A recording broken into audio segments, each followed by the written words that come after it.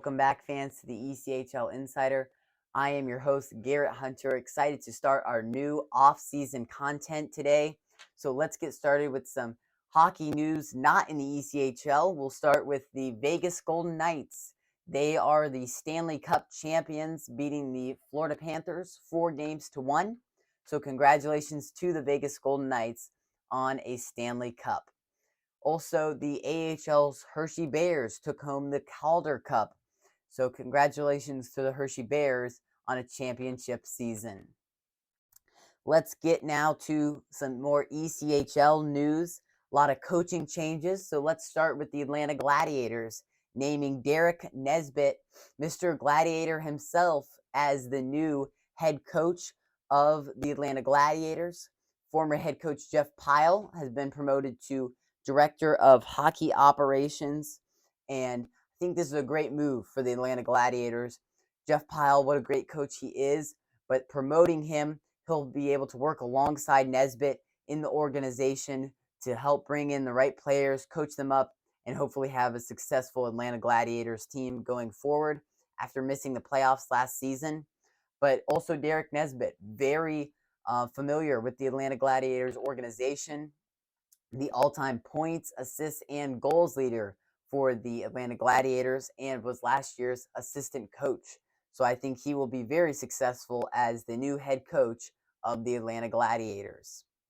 Also, the Atlanta Gladiators have entered a new affiliation with the NHL's Nashville Predators and AHL's Milwaukee Brewers. So we hope that this will be a beneficial affiliation for all three teams, and that this will result in lots of good player swaps, everything between the three teams, and good success for this affiliation to come. And let's talk about now the former Toledo head coach Dan Watson. He accepted a job as the new AHL's Grand Rapids Griffins head coach. He was the head coach of the Toledo Walleye from their inaugural season in 2009-2010 all the way through this season that just wrapped up. And boy, did he bring the Toledo Walleye lots of success throughout their first over a decade in the ECHL. So big shoes to fill now in the coming weeks as the head coaching position in Toledo is open. So for Toledo, this is a big decision. You know how successful this franchise has been under Dan Watson. See what head coach they bring in now to replace him and hopefully continue a successful franchise for the Toledo Walleye.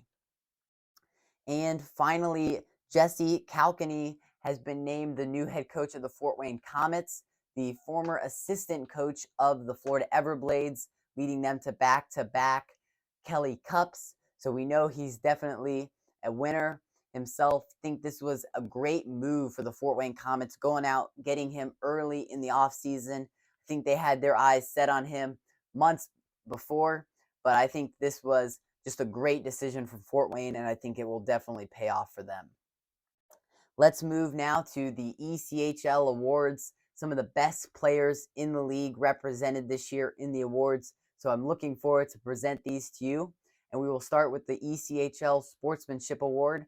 That was given to Zach O'Brien of the Newfoundland Growlers. He took very few penalty minutes this season, and that led to more ice time and more ability for him to score. He was also one of the league's top point scorers this season. Very few penalty minutes, and he was very deserving of the league's Sportsmanship Award. With that being said, let's move on to the MVP, Rookie of the Year, and Scoring Leader of the Year. That was Hank Crone. He led the Allen Americans in scoring this year, led the whole league in scoring. He was the man for the Allen Americans. Every time he had a shift on the ice, you were just expecting Hank Crone to get on the score sheet. Boy, was he impressive as a rookie, not as a veteran, but as a rookie on the ice. Very, very successful season for Hank Crone and the Allen Americans.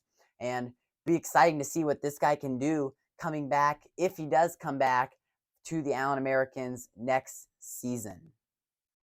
Let's switch off now to the head coach of the year. That was Idaho Steelheads' Everett Sheen.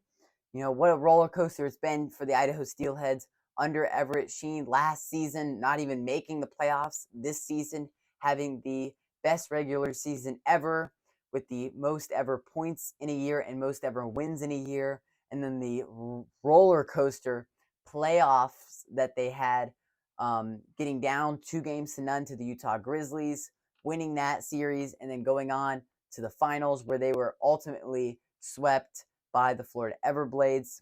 Disappointing end to the season, obviously, for the Idaho Steelheads. They thought they would be Kelly Cup champions in the end, but they would not even have made the playoffs had it not been for the great leadership of Coach Everett Sheen being able to turn the direction of this franchise from last year's disappointment. Boy, did he lead this team to a much better season this year, and they did make it all the way to the Kelly Cup finals, and they were the Brabham Cup champions. Let's now go to stay in Idaho. The Owen Hedrick, he was the defenseman of the year. You know, you think about how many shutouts the Idaho Steelheads had this year. A lot of those thanks to Owen Hedrick leading the team on the back end with defense, as well as with goaltender Adam Scheel. Boy, were those two great. They teamed up to save a lot of pucks, frustrate a lot of players this season with blocks and saves. And Owen Hedrick, definitely deserving of Defenseman of the Year. He was a big key to all the Steelheads' success. And finally, the Nick Vituzzi Goalie of the Year award goes to John Letheman of the Toledo Walleye. Boy, was he good in goal. Just fun to watch. A lot of massive saves from John Letheman this year. You got to think this was only his first year in Toledo. Traded from the Greenville Swamp Rabbits in the offseason. Greenville did have some good goaltending this year, but I think looking back, Greenville's like, man, why didn't we re-sign him? Why? John Letheman just had a breakout season this year with Toledo, led to a lot of success for the Walleye as well between the pipes.